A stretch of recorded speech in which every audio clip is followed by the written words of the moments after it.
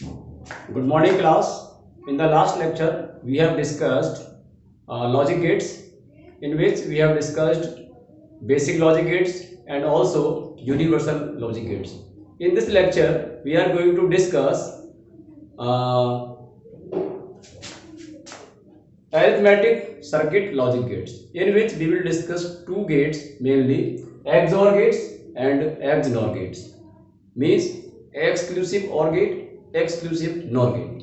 So आपको ये जानना जरूरी है सबसे पहले कि XOR और XNOR जो गेट होते हैं, हम बेसिकली इन्हीं को यूज करके कोई सर्किट डिजाइन करते हैं। जैसे comparator if you want to convert a code from one to another, like binary to gray और gray to binary code converter, at that time आपको ये अरिथमेटिक लॉजिक गेट्स की जरूरत पड़ेगी।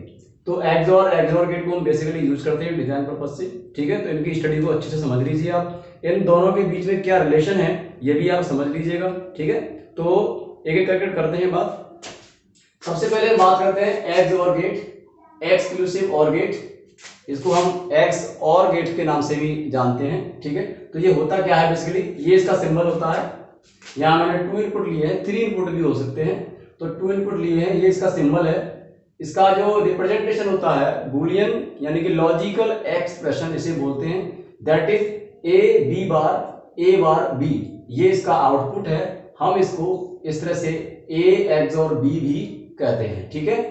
अगर हम इसको इंप्लीमेंट करें in the terms of basic gates, तो आप देख सकते हैं कि ये A इंटू B बार दोनों का इंटू हो रहा है। यहाँ पे हम एक एंड गेट यूज कर रहे हैं, उसके बाद यहाँ A बार इंटू B एक और एंड गेट यूज कर रहे हैं, और दोनों के आउटपुट को हम सम कर रहे हैं, यानी कि और गेट का यूज करके उसे सम कर रहे हैं। Finally we are getting the output. So हमने 2 एंड गेट अप्लाई किए हुए हैं, इन पे हमने A इंटू B बार और A बार B, ये हमें 2 एंड गेट का आउटपुट मिल गया।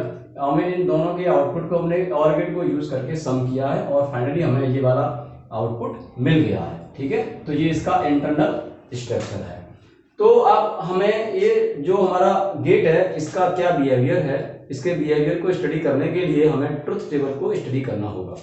तो truth table for 2 inputs A और B, Y is the output. तो 2 इनपुट है तो 4 कॉम्बिनेशन होंगे, 0 0 0 1 1 0 1 1।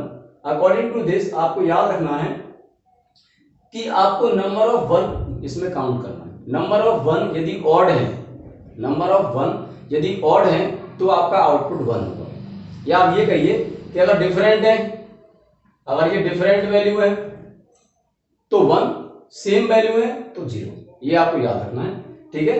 3 इनपुट्स की हम बात करेंगे, तो 3 इनपुट्स में हमारे पास में 3 इनपुट होंगे A B C और Y आउटपुट होगा हमारा। तो 3 इनपुट्स होंगे तो हमारे पास जो नंबर ऑफ स्टेट्स होंगे, नंबर ऑफ कॉम्बिनेशंस होंगे, वो कितने होंगे, 8 होंगे। तो 0 0 0 0 0 1 0 1 0 0 1 1 0 0 1 0 0 1 0 1 1 1 0 1 1 1, ये हमारे 8 कॉम्बिनेशंस हैं 3 बिट को लेकर के। अब हमें देखना है कि नंबर ऑफ 1 जहां पर ऑड है वो वैल्यू का आउटपुट 1 आएगा। तो यहाँ 1 ऑड है तो 1, यहाँ 1 ऑड है तो 1, यहाँ पे 2 1 है तो 0, यहाँ पर 1 एक ही है तो 1 ऑड 1, यहाँ पर 2 है तो 0, यहाँ 2 है तो 0, यहाँ पर 3 है तो 1। तो नंबर ऑफ 1 यदि ऑड है तो आपका आउटपुट 1 हम लेते हैं, किसके अंदर, X और गेट के अंदर, ठीक है। अब 3 इनपुट है तो इसके जो लॉजिकल एक्सप्रेशन होता है उसको हम रिप्रेजेंट करते हैं A bar B bar C plus A bar B C bar plus A B bar C bar plus A B C। We can also represent this in terms of A XOR B XOR C, इस तरीके से भी हम इसे represent करते हैं, ठीक है। ये तो रहा हमारा XOR गेट। अब हम इसको नॉट कर दें, इसके बाद नॉट गेट इस पे अप्लाई कर दें तो हमें XNOR गेट मिल जाएगा। तो XNOR गेट की स्टडी करते हैं। तो XNOR गेट की क्या है, यहाँ पर मैंने बस एक डॉट लगा दिया, तो ये डॉट लगाने से नॉट गेट मैंने इसको अप्लाई कर दिया, तो वही मेरा गेट है, लेकिन मैंने नॉट गेट अप्लाई करने से मुझे क्या मिल गया, बार मिल गया। जो मेरा XOR गेट था उसका बार मिल गया, तो A XOR B का बार मिल गया मुझे आउटपुट। इसको सॉल्व करेंगे तो क्या मिलेगा, A B plus A bar B bar, this is the two inputs logical expression for this X NOR gate. अगर मैं इसको बेसिक लॉजिक गेट को लेकर इंप्लीमेंट करूं तो यहाँ पर दो एंड गेट है, एक AND gate A into B, दूसरा A bar B bar use किया गया है, और उन दोनों को मैंने एंड और गेट से सम करके और मेरा लॉजिकल एक्सप्रेशन ले लिया। इसको A this X nor B represent करते हैं, ये डॉट लगा रखा है सर्कल के अंदर, ऐसे रिप्रेजेंट करते हैं, ठीक है। तो इसकी भी जो बिहेवियर है उसके लिए ट्रुथ टेबल को स्टडी करना पड़ेगा, उसमें क्या इसका अपोजिट होगा, जस्ट अपोजिट होगा। तो यहाँ देखिए टू इनपुट्स के लिए मैंने ये ट्रुथ टेबल बनाया है आपका। तो जहां नंबर ऑफ वन ऑड है वहां पर इसका वैल्यू 0 रहेगा, ठीक है। बाकी देखिए नंबर ऑफ वन, यहाँ 1 है तो 0, यहाँ 1 है तो 0, अगर यहाँ 0 सेम है या नंबर ऑफ वन इवन है तो आपका 1। तो इसका जस्ट अपोजिट है, ऐसे ही इसका जस्ट अपोजिट यहाँ पर है। तो जहां नंबर ऑफ वन ऑड है वहां 0, तो यहाँ 1 है तो 0, 1 है तो 0, 1 है तो 0 और 3 है तो 0, बाकी सब जगह आपका रिप्लेस किया गया है 1 से। तो ये 3 इनपुट्स के लिए है, ठीक है। 3 इनपुट्स के लिए है, इसको मैं A X nor B X nor C से रिप्रेजेंट करूंगा, ठीक है। इस तरीके से रिप्रेजेंट, और भी होता था ना, सिर्फ और भी इनपुट होता तो हम उसे एक्स नॉर से इसको आगे बढ़ाते और उसको रिप्रेजेंट करते। तो ये मेरा एक्स नॉर गेट है, ठीक है, इसका इन्वर्ट है ये। अब इन दोनों के बीच में क्या रिलेशन है ये मुझे चेक करना है, ये मुझे जानना है। देखिए ये एक्स नॉर और एक्स नॉर दोनों गेट, देखिए अगर ए दो इनपुट के लिए बात कर रहा हूं मैं, तो एक्स और ए एक्स और यानी कि ए एक्स और B does not equal to A X nor B. अगर दो इनपुट हैं तो उसके लिए कभी भी एक्स नॉर के इक्वल नहीं होगा, ध्यान रखना। फॉर टू इनपुट्स, अगर थ्री इनपुट्स हैं तो ए एक्स और B X or C equal होगा A X nor B X nor C. तो मैं कह सकता हूं कि ये जो मेरा रिप्रेजेंटेशन है वही मेरा 3 इनपुट के लिए इक्वल होगा।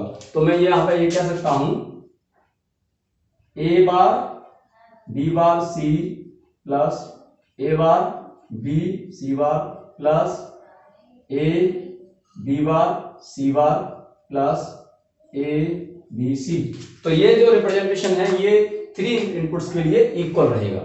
ध्यान रखना, अगर आपके नंबर ऑफ इनपुट्स इवन है तो कभी भी ये इक्वल नहीं होगा। अगर ऑड है, नंबर ऑफ इनपुट्स ऑड हैं तो एक्स नॉर का रिप्रेजेंटेशन सेम रहेगा। अगर इवन है तो ये सेम नहीं होगा, लेकिन एक्स और हमेशा एक्स नॉर का कॉम्प्लीमेंट होगा, ठीक है। मैंने यहां लिखा भी है नोट में कि X OR is the complement of X NOR का कॉम्प्लीमेंट होगा एक्स और कब, जब आपके जो ऑपरेंड्स होंगे वो कैसे होंगे, इवन होंगे। If and only if the operands are even number. अगर ऑपरेंड्स यानी कि इनपुट्स अगर आपके इवन है तो आपका एक्स और एक्स नॉर का कॉम्प्लीमेंट होगा। मैंने बताया है यहाँ पे आपको ए एक्स और B for two inputs even number that will be equal to A X nor B bar complement of the X nor. दूसरा ये मैंने लिखा दिया X nor will be equal to X nor कब, for even number, for even, ठीक है, operands. अगर ये ऑपरेंड्स आपके इवन नहीं है, ऑड है, अगर ये ऑपरेंड्स आपके ऑड है यानी कि इनपुट्स आपकी ऑड हैं तो मेरा एक्स और एक्स नॉर के इक्वल होगा। इसका 5 है या 3 है तो 3 में ए एक्स और B X or C will be equal to A X और B X or C 3 input. 5 के लिए होता तो ए बी सी डी ई और ए बी सी डी ई ये दोनों इक्वल ही होता रिप्रेजेंटेशन, ठीक है। तो ऑड के लिए ये आपका इक्वल होगा, लेकिन इवन केस में आपका एक्स और एक्स नॉर का कॉम्प्लीमेंट रहेगा, ठीक है। तो ये इसकी रिलेशनशिप है, आपको याद रखना है। तो बेसिकली आपको एक्स और एक्स नॉर गेट समझ में आ गया होगा कि किस तरीके से करना है और क्या है इसकी ट्रुथ टेबल, क्या इसका बिहेवियर है और ये कैसे काम करता है। आगे भी आप स्टडी करेंगे तो आप ये ट्रुथ टेबल को लेके ही करेंगे। किसी भी डिजिटल सिस्टम को डिजाइन करने के लिए आपको वो रिक्वायरमेंट का जो टास्क है जो आपका, उस टास्क को सबसे पहले आपको ट्रुथ टेबल की फॉर्म में लेके आना होगा, यानी कि उसका जो बिहेवियर है उसको ट्रुथ टेबल की फॉर्म में लेके आना होगा। उसके बाद आप उसको डिजाइन कर पाएंगे। तो डिजाइन करने का प्रोसेस होता है कि कैसे हम डिजाइन करते हैं, आगे हम क्लासेस में बताएंगे आपको कि किस तरीके से प्रोसेस होता है, क्या हमारे पास होना चाहिए और क्या प्रोसेस होता है। बेसिकली हम बात करेंगे, थोड़ा सा आप इसको भी आप समझ लीजिएगा। इसको समझने के बाद हम आगे जब बढ़ेंगे और बूलियन एक्सप्रेशन और भी चीजें पढ़ेंगे, उसके बाद हम डिस्कस करेंगे कि एक सिस्टम को डिजाइन करने के लिए क्या प्रोसेस होता है, क्या स्टेप होता है और क्या हमें आना चाहिए। तो अभी मैंने आपको लॉजिक गेट्स की बताई बात, और लॉजिक गेट्स के लिए आपको एक ही चीज मैंने कही है कि लॉजिक गेट्स जो वर्क करता है, जो उसका टास्क है, उसके जो बिहेवियर है, वो बिहेवियर को मैंने अभी तक टेबल की फॉर्म में लिखा है। इस टेबल को मैं ट्रुथ टेबल कहता हूं, या फिर कैरेक्टरिस्टिक्स टेबल कहता हूं, या फिर कैरेक्टराइजेशन टेबल कहता हूं, या बिहेवियर टेबल कहता हूं। ठीक है, तो ये टेबल के अंदर इसका बिहेवियर छुपा हुआ है, इसका काम छुपा हुआ है कि ये क्या काम करती है, और ये टेबल सिर्फ 1 और 0 की फॉर्म में लिखी हुई है। इसे ट्रुथ टेबल कहते हैं, ये याद रखना है आपको। ठीक है, तो ट्रुथ टेबल कहते हैं। तो आपको सारे जितने भी गेट्स आपने स्टडी कर लिए, सबसे पहले आपने बेसिक लॉजिक गेट्स की स्टडी की थी, जिसमें not gate, AND gate, OR gate की स्टडी की थी। उसके बाद आपने यूनिवर्सल गेट की स्टडी की थी। यूनिवर्सल गेट में आपने 2 गेट की स्टडी की थी, नैंड गेट, नॉर गेट। उसको भी आपने समझ लिया था कि किस तरीके से है, हम उसके यूनिवर्सल गेट क्यों कह रहे हैं, क्योंकि हम उन गेट्स को यूज करके हम बेसिक गेट्स को भी डिजाइन कर सकते हैं। Basic gates means NOT gate, AND gate, OR gate design कर सकते हैं using NAND gate, NOR gate, इसलिए हम उनको यूनिवर्सल गेट कहते हैं। उसके बाद हमने आज अभी इस क्लास में बात कर लिया कि आपका अरिथमेटिक सर्किट लॉजिक गेट्स की बात कर ली, जिसके अंदर एक्स और एक्सनॉर गेट आते हैं। ये अरिथमेटिक ऑपरेशंस के लिए यूज किए जाते हैं, जैसे कंपैरेटर है या कोई कोड कन्वर्टर है, जैसे gray to binary, binary to gray code converter है। इस तरीके के लॉजिक सर्किट्स को डिजाइन करने के लिए हम ये अरिथमेटिक सर्किट्स यूज करते हैं, जिसमें 2 गेट की हमने बात की, एक्सक्लूसिव और गेट यानी कि एक्स और गेट और एग नॉर गेट। किस तरीके से बात करते हुए हमने समझाया आपको, ये अब आपको समझ में आ गया होगा। मैंने समराइज कर दिया पूरा तीनों तरह के गेट्स को, और आप इसकी एक बार पर्सनली एक बार आप प्रैक्टिस कर लेना, इसको समझ लेना, एक हाथों से भी लिख के देख लेना, एक बार हैंड प्रैक्टिस कर लेना इसके लिए। और इसमें आपको कोई डाउट हो तो आप मुझे कभी भी पूछ सकते हैं, कोई दिक्कत नहीं है, कमेंट बॉक्स में भी आप मुझे बता सकते हैं। लेकिन ये याद रखना कि ये क्या रिलेशन है इनका। ठीक है, इवन नंबर के लिए क्या रिलेशन है, ऑड नंबर के लिए क्या रिलेशन है, ये रिलेशन आपको आगे चल के काम आएगा। ठीक है, तो आज के इस लेक्चर में इतना ही है।